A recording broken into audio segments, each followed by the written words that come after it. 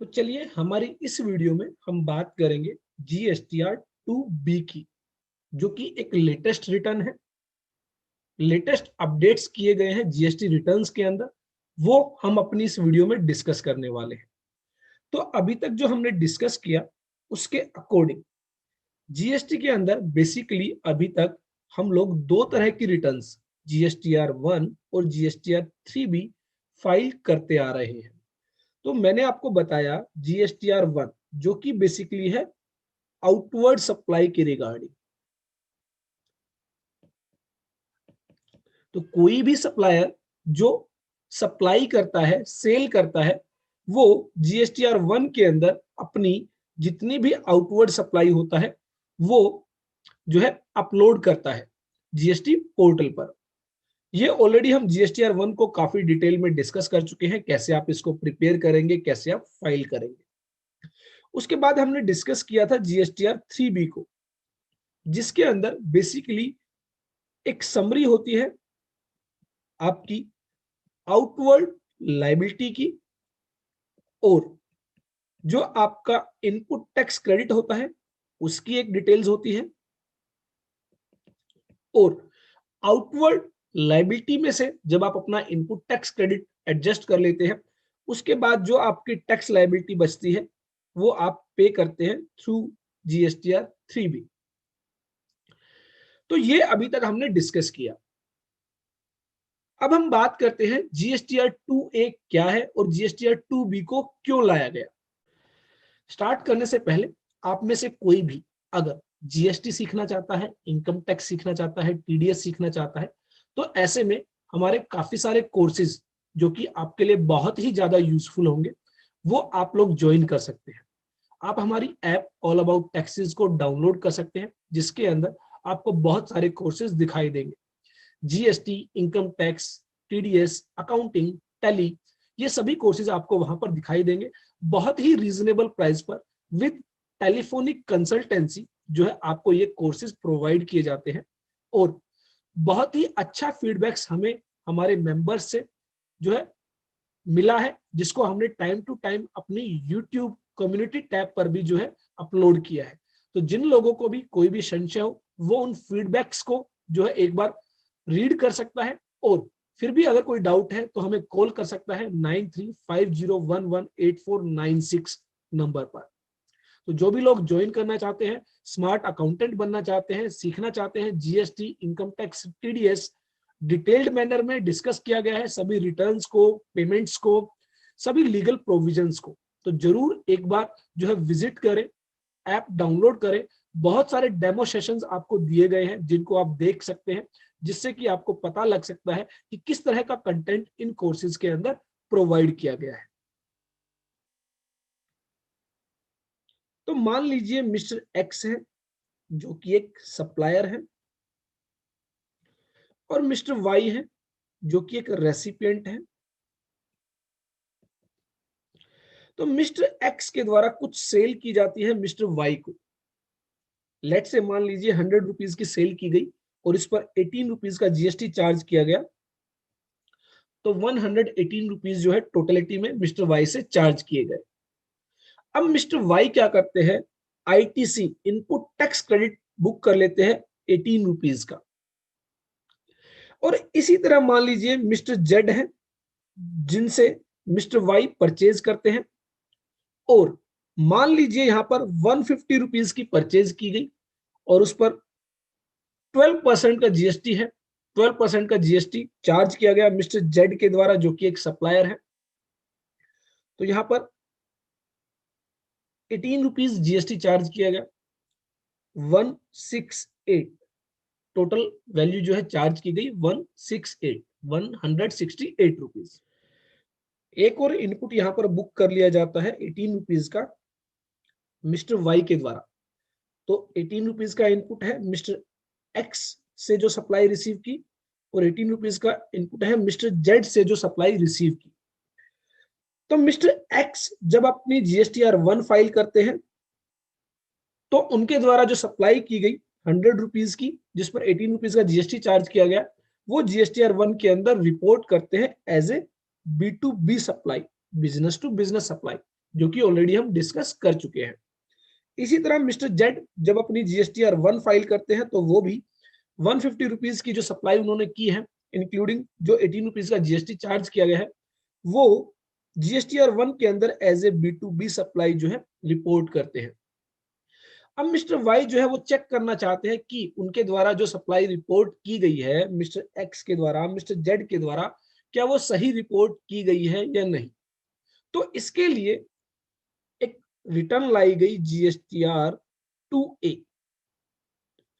जिस तरह income tax के अंदर फॉर्म 26 AS होता है, जिसके अंदर बेसिकली आप चेक कर सकते हैं कि किस किस व्यक्ति के द्वारा आपका टैक्स डिडक्ट किया गया है, उसी तरह जीएसटीआर 2A के अंदर आप चेक कर सकते हैं कि जिस जिस व्यक्ति से आपने सप्लाई रिसीव की है एज ए रेसिपिएंट, उन व्यक्तियों के द्वारा जीएसटीआर 1 के अंदर वो सप्लाई सही से रिपोर्ट कर दी गई है। तो जो भी सप्लाई सही से रिपोर्ट की गई होंगी वो जीएसटीआर 2A के अंदर आपको दिखाई देंगी। किसको दिखाई देंगी? मिस्टर वाई को दिखाई देंगी कि मिस्टर एक्स के द्वारा क्या रिपोर्टिंग की गई है और मिस्टर वाई के द्वारा क्या, मिस्टर जेड के द्वारा क्या रिपोर्टिंग की गई है। तो बेसिकली जिसके अंदर अगर मैं बात करूं GSTN of the supplier, GSTN of the supplier, invoice value,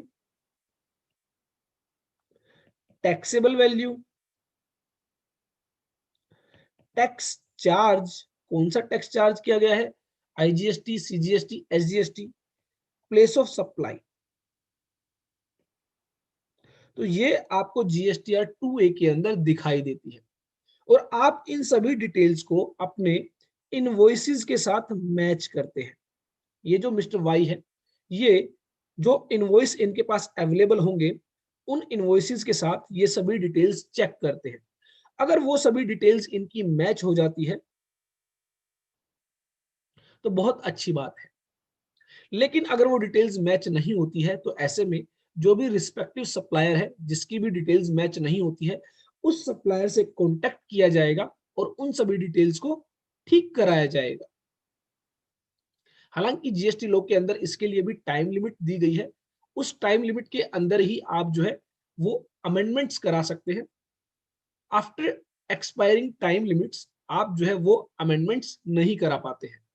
तो इसलिए टाइम टू टाइम जो भी आपने सप्लाई रिसीव की है वो आप अपने जीएसटीआर 2A से और अपने इनवॉइसेस से जरूर मैच कर लें, जिससे कि आपको पता चल सके कि किस किस सप्लायर ने सही रिपोर्टिंग की है और किस सप्लायर के द्वारा सही रिपोर्टिंग नहीं की गई है।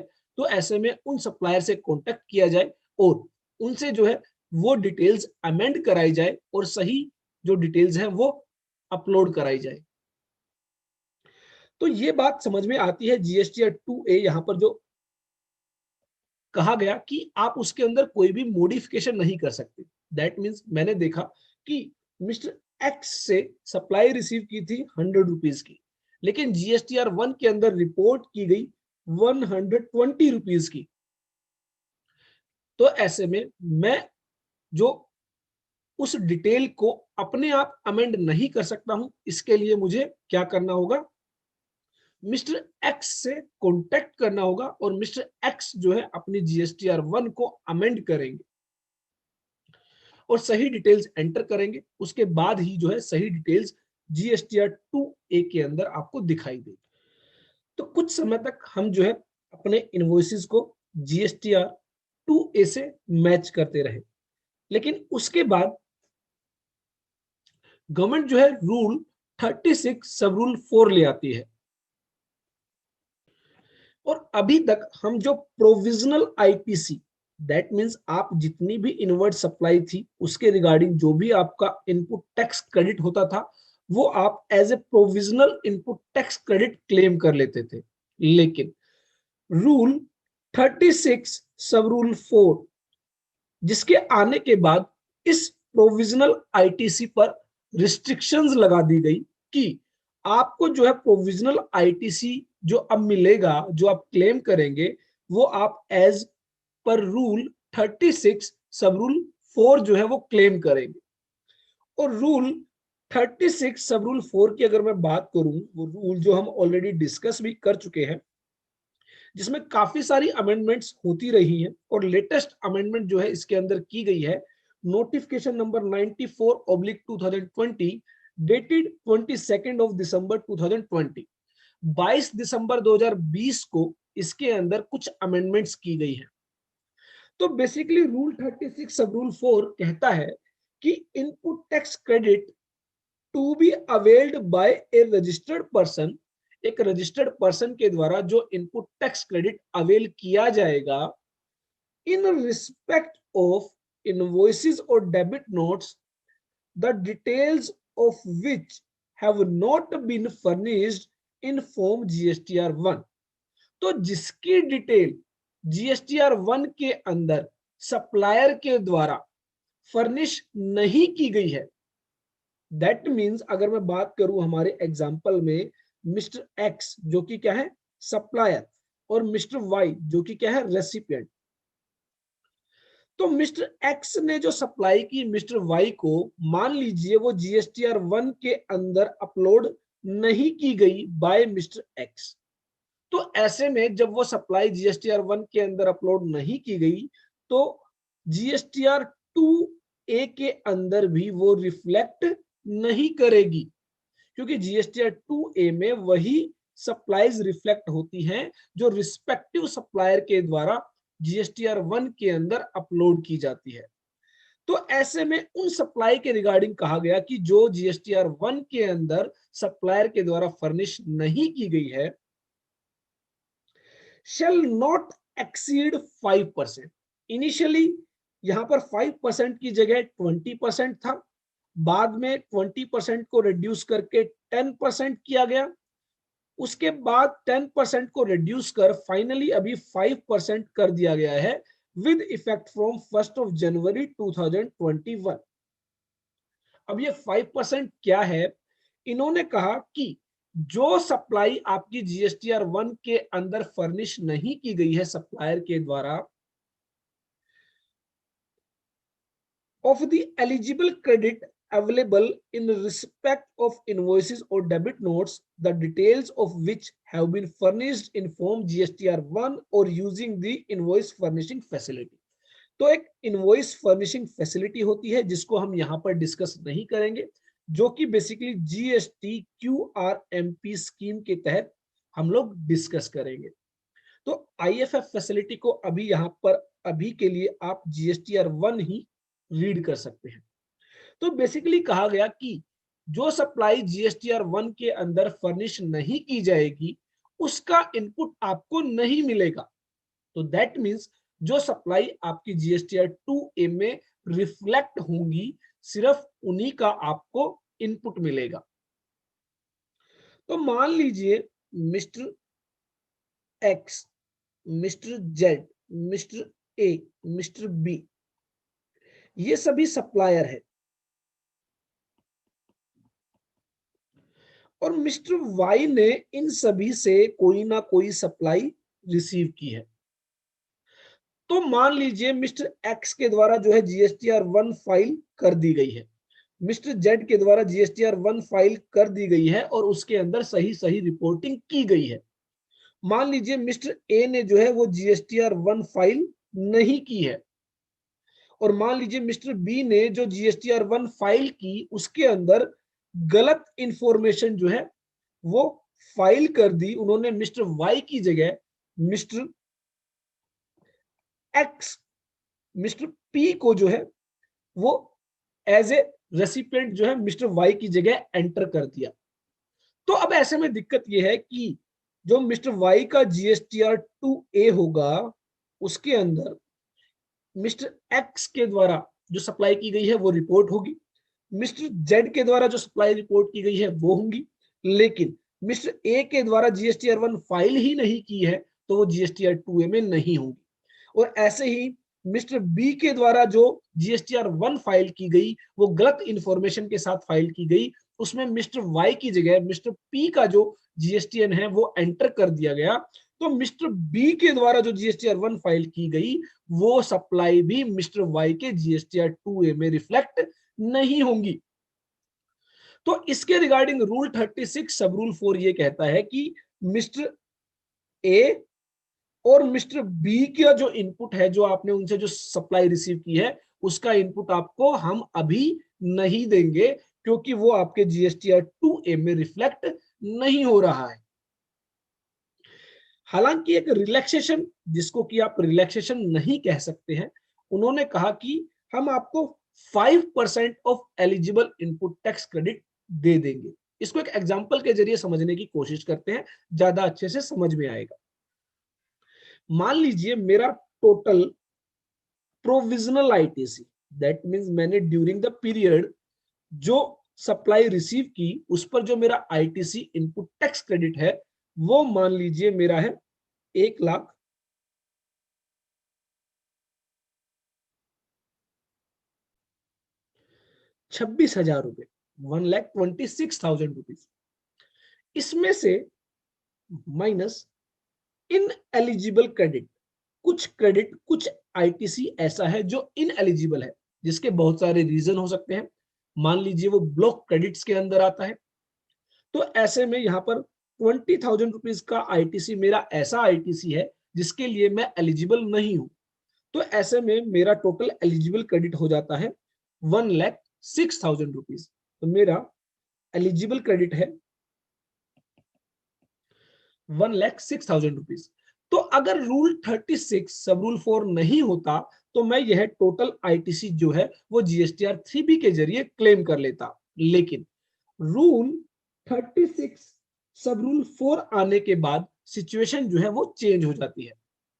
तो मान लीजिए इस 1,26,000 रुपीज का जो इनपुट टैक्स क्रेडिट है वो, उसमें से 1,00,000 रुपए का क्रेडिट ऐसा है जो मेरा जीएसटीआर 2A के अंदर रिफ्लेक्ट हो रहा है। दैट मींस जो सप्लायर्स हैं जिनसे मैंने सप्लाई रिसीव की उन्होंने सही सही इनपुट टैक्स क्रेडिट जो है वो रिपोर्ट किया है, सही सही जो सप्लाई है वो रिपोर्ट की है। और इसमें से 20,000 रुपए का इनपुट टैक्स क्रेडिट ऐसा है जो इनएलिजिबल है, तो वो भले ही जीएसटीआर 2A में आ रहा है लेकिन उसका क्रेडिट मैं नहीं ले सकता। और 6,000 रुपीज का आईटीसी ऐसा आईटीसी है जिसके लिए मैं एलिजिबल हूं, लेकिन वो मेरे जीएसटीआर 2A में रिफ्लेक्ट नहीं होता है क्योंकि सप्लायर के द्वारा या तो जीएसटीआर 1 फाइल नहीं की गई है या फिर जीएसटीआर 1 फाइल की गई है तो गलत इंफॉर्मेशन के साथ जीएसटीआर 1 फाइल कर दी गई है। तो टोटल आईटीसी, एलिजिबल आईटीसी जो जीएसटीआर 2A में दिखाई दे रहा है वो है 1,00,000 रुपए। इन एलिजिबल आईटीसी है 20,000 रुपए और total eligible ITC not appearing in GSTR 2A वो है 6,000 रुपीज। तो यहां पर 1,00,000 रुपए का क्रेडिट मुझे मिल जाएगा, 6,000 रुपए का क्रेडिट मुझे नहीं मिलेगा। लेकिन रूल 36 सब रूल 4 में कहा गया कि इस 6,000 रुपए के क्रेडिट के लिए आपको हम एक रिलैक्सेशन देते हैं कि जितना आपका एलिजिबल आईटीसी जीएसटीआर 2A में आ रहा है जो कि यहां पर है 1,00,000 रुपए, उसका 5% जो कि बन जाता है 5,000 रुपए। तो इस 6,000 रुपए के क्रेडिट की जगह हम आपको 5,000 रुपए का क्रेडिट अलाउ करेंगे। तो दैट मींस जो मैं टोटल आईटीसी क्लेम करूंगा वो 1,00,000 प्लस 5,000, 1,05,000 रुपीज का आईटीसी मैं क्लेम करूंगा। अब बात आती है कि जो मेरा 1,000 रुपए का क्रेडिट बच गया, जो 6,000 रुपए की जगह मुझे 5,000 रुपए का क्रेडिट मिला, तो ऐसे में यह जो 1,000 रुपए का क्रेडिट है यह मुझे कब मिलेगा? यह मुझे जब मिलेगा जब वो 6,000 रुपए की सप्लाई जो मेरे जीएसटीआर 2A में नहीं आ रही है, जब मेरे जीएसटीआर 2A में रिफ्लेक्ट करेगी तब मुझे इस 1,000 रुपए का क्रेडिट मिल जाएगा। तो जिस महीने के अंदर, जिस पीरियड के अंदर ये 6,000 रुपए का एलिजिबल आईटीसी आपका जीएसटीआर 2A के अंदर रिफ्लेक्ट करेगा तब आपको वो आईटीसी क्लेम करने के लिए दिया जाएगा। हालांकि 5,000 रुपए आप ऑलरेडी क्लेम कर चुके हैं, एट दैट टाइम आप सिर्फ जो है 1,000 रुपए का ही क्रेडिट क्लेम करें। तो यहाँ पर मैक्सिमम परमिजिबल आईटीसी जो है, मैक्सिमम परमिजिबल आईटीसी जो है वो आपका होगा eligible ITC into 5%, that is ₹5,000, और टोटल क्रेडिट आप क्लेम करेंगे 1,05,000 रुपीज। और ITC carried forward to the subsequent tax period subject to the requisite invoices upload by the supplier, that is 1,000 rupees, वो आप तब क्लेम करेंगे जब वो आपके जीएसटीआर 2A के अंदर रिफ्लेक्ट होगा। तो अब अगर आप रूल 36 सब रूल 4 को पढ़ते हैं तो यहाँ पर साफ साफ कहा गया है कि input tax credit to be availed by a registered person in respect of invoices or debit notes, the details of which have not been furnished in Form GSTR1 shall not exceed 5% of the eligible credit available in respect of invoices or debit notes, the detail of which have been furnished in Form GSTR1. तो जो आपका credit GSTR1 में furnish नहीं किया गया उसके लिए आपको मैक्सिमम 5% का क्रेडिट अलाउ किया जाए। तो अब बात आई कि ये कैसे पता चलेगा कि कौन कौन से इनवॉइसेस अपलोड किए गए, कौन कौन से इनवॉइसेस अपलोड नहीं किए गए, ये आपको पता चलेगा जीएसटीआर 2A से। तो बेसिकली यहां पर जीएसटीआर 2A को यूज किया जाने लगा रूल 36 सब रूल 4 के लिए। लेकिन इसमें भी एक समस्या जो है वो गवर्नमेंट को आने लगी। वो समस्या क्या थी उसको हम एक बार डिस्कस कर लेते हैं। मान लीजिए मिस्टर एक्स है, मिस्टर वाई है, मिस्टर जेड है, और यहां पर मिस्टर ए है। तो मिस्टर ए जो है वो सप्लाई रिसीव करते हैं मिस्टर एक्स से, मिस्टर वाई से, मिस्टर जेड से। मान लीजिए यहां पर 1 लाख रुपीस की सप्लाई है, इंक्लूडिंग 18,000 रुपीज का टैक्स है। यहां पर 50,000 रुपीज की अमाउंट है और 9,000 रुपीज का जीएसटी है, टैक्स है, और यहाँ पर 10,000 रुपीज की अमाउंट है और जो है 1,800 रुपीज का जीएसटी है। और मिस्टर एक्स जो है वो जीएसटीआर 1 फाइल नहीं करते, मिस्टर वाई जो है वो जीएसटीआर 1 फाइल कर देते हैं, और मिस्टर जेड जो है वो भी अपनी जीएसटीआर 1 फाइल कर देते हैं। तो ऐसे में जब मिस्टर ए देखते हैं जीएसटीआर 2A के अंदर तो उनको 9,000 रुपए का जीएसटी दिखाई देता है, 1,800 रुपए का जीएसटी दिखाई देता है। तो टोटल जो जीएसटी है वो 10,800 रुपए उनके जीएसटीआर 2A में आ जाता है। लेकिन प्रोविजनल आईटीसी जो उन्होंने सप्लाई रिसीव की है उसके रिगार्डिंग उनका आईटीसी है 28,800 रुपए, 28,800 रुपीज। तो यहां पर मेजर डिफरेंस आ जाता है, वो आईटीसी जो जीएसटीआर 2A में रिफ्लेक्ट नहीं होता है। तो यहां पर आप देखेंगे ये वाला जो आईटीसी है, ये वाला 18,000 रुपए वाला आईटीसी है, ये जीएसटीआर 2A में नहीं आता है। तो ऐसे में 18,000 रुपए का जो जीएसटीआर 2A के अंदर रिफ्लेक्ट नहीं होता है, उसके रिगार्डिंग 10,800 इंटू 5%, जो कि आपका 5,400 रुपए बन जाता है। तो 18,000 के रिस्पेक्ट में उनको सिर्फ 5,400 रुपए का आईटीसी जो है वो क्लेम करने के लिए दिया जाएगा एज पर रूल 36 सब रूल 4। तो ऐसे में मान लीजिए अगर मिस्टर ए की टैक्स लायबिलिटी बनती है तो ऐसे में उनको वो टैक्स लायबिलिटी तो पे करनी ही होगी, साथ में यहाँ पर इनपुट टैक्स क्रेडिट कम मिलने की वजह से उनकी टैक्स लायबिलिटी बढ़ जाती है। तो मिस्टर ए क्या करते हैं, वो अपनी जीएसटीआर 3B टाइमली फाइल नहीं करते हैं। उसका रीजन है, अगर वो टाइमली फाइल नहीं करते हैं, मान लीजिए उन्होंने 10 डेज का डिले किया, तो 10 डेज की अगर मैं पेनल्टी की बात करूं तो उनको सिर्फ 500 रुपए की पेनल्टी पे करनी होगी। और इस 10 दिनों के बीच में मान लीजिए मिस्टर एक्स जो है वो अपनी जीएसटीआर 1 फाइल कर देते हैं, तो ये जो क्रेडिट है 18,000 रुपए का, ये अब जो है मिस्टर ए के इनपुट टैक्स क्रेडिट जो जीएसटीआर 2A के अंदर है वो दिखाई देगा। तो इनका टोटल क्रेडिट जो है 28,800 रुपए का कंप्लीट हो जाता है। अब वो क्या करते हैं, 10 दिन के बाद अपनी GSTR 1 फाइल कर देते हैं विद कंप्लीट ITC ऑफ 28,800। तो गवर्नमेंट को यहां पर नुकसान ये हो रहा था कि जो आपकी GSTR 2A है वो डायनामिक है। डायनामिक मींस वो डेली चेंज होती रहती है। जैसे जैसे कोई सप्लायर अपनी GSTR 1 फाइल करता है तो उसके रिगार्डिंग जो सप्लाई है एज ए रेसिपिएंट वो उसके GSTR 2A के अंदर अपडेट होती रहती है। दैट मीन्स जब मिस्टर वाई ने अपनी GSTR 1 फाइल की तो वो सप्लाई GSTR 2A में आ जाती है। उसके बाद मिस्टर जेड ने जब अपनी GSTR 1 फाइल की तो वो सप्लाई GSTR 2A के अंदर आ जाती है। और 10 दिन के बाद जब मिस्टर एक्स ने अपनी GSTR 1 फाइल की तो वो भी GSTR 2A के अंदर आ जाती है। तो ये एक डायनामिक रिटर्न है, एक डायनामिक स्टेटमेंट है।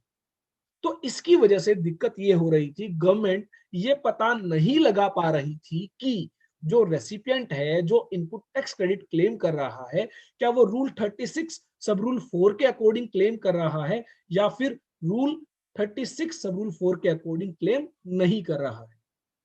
और दूसरी सिचुएशन ये थी कि जो लोग हैं जो टैक्स पेयर्स हैं वो लेट रिटर्न फाइल करने लग गए थे जो है जब उनका इनपुट टैक्स क्रेडिट उनके GSTR 2A में रिफ्लेक्ट होता था तब वो अपनी रिटर्न फाइल करते थे।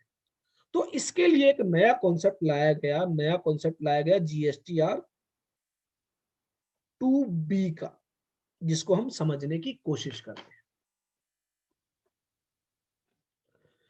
तो चलिए अब हम बात करते हैं GSTR 2B की। तो एक latest notification number 82/2019 CGST dated 10th of November 2020। तो यहाँ पर बेसिकली ये टाइपिकल मिस्टेक है। 82/2020 जो कि 10 नवंबर 2020 को इश्यू की गई है, जिसके अंदर फॉर्म GSTR 2B को इंसर्ट किया गया है। तो बेसिकली फॉर्म GSTR 2B को लाया गया, किस लिए लाया गया, काफी सारा डिस्कशन हमने ऑलरेडी कर लिया है कि GSTR 2A जो है वो डायनामिक स्टेटमेंट है, डायनामिक रिटर्न है, जिसके अंदर बहुत जल्दी बहुत डेली बेसिस पर जो है चेंजेस होते रहते हैं। जैसे जैसे GSTR 1 फाइल की जाती है सप्लायर के द्वारा वैसे वैसे GSTR 2A चेंज होती रहती है। तो जिसकी वजह से किसी भी पॉइंट ऑफ टाइम पर यह पता नहीं लगाया जा सकता था कि कितना एलिजिबल इनपुट टैक्स क्रेडिट था जो GSTR 2A के अंदर रिफ्लेक्ट हो रहा था और कितना एलिजिबल इनपुट टैक्स क्रेडिट था जो GSTR 2A के अंदर रिफ्लेक्ट नहीं हो रहा था। तो रूल 36 सब रूल 4 सही से कंप्लाई किया जा रहा था या नहीं किया जा रहा था, इसका पता नहीं लग रहा था। तो उसके बाद यहां पर लाया गया GSTR 2B को। बेसिकली अगर मैं बात करूं GSTR 2B is nothing, it is GSTR 2A। जी हाँ, सेम जो GSTR 2A के अंदर आपको रिपोर्टिंग दी जाती है वही GSTR 2B के अंदर रिपोर्टिंग आपको दी जाती है। तो फिर दोनों के अंदर क्या जो है डिफरेंस है, तो GSTR 2A जहां पर डायनामिक स्टेटमेंट है, डायनामिक रिटर्न है, वहीं पर GSTR 2B एक स्टैटिक रिटर्न है, स्टैटिक स्टेटमेंट है।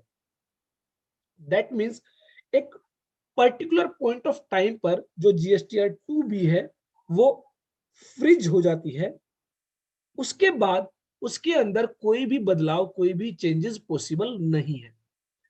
तो जिसकी वजह से गवर्नमेंट जो है, डिपार्टमेंट जो है वो पता लगा सकती है कि पर्टिकुलर पॉइंट ऑफ टाइम पर कितना ऐसा क्रेडिट था जो GSTR 2A के अंदर दिखाई दे रहा था। फॉर एग्जाम्पल मान लीजिए जो रेसिपिएंट है उनकी GSTR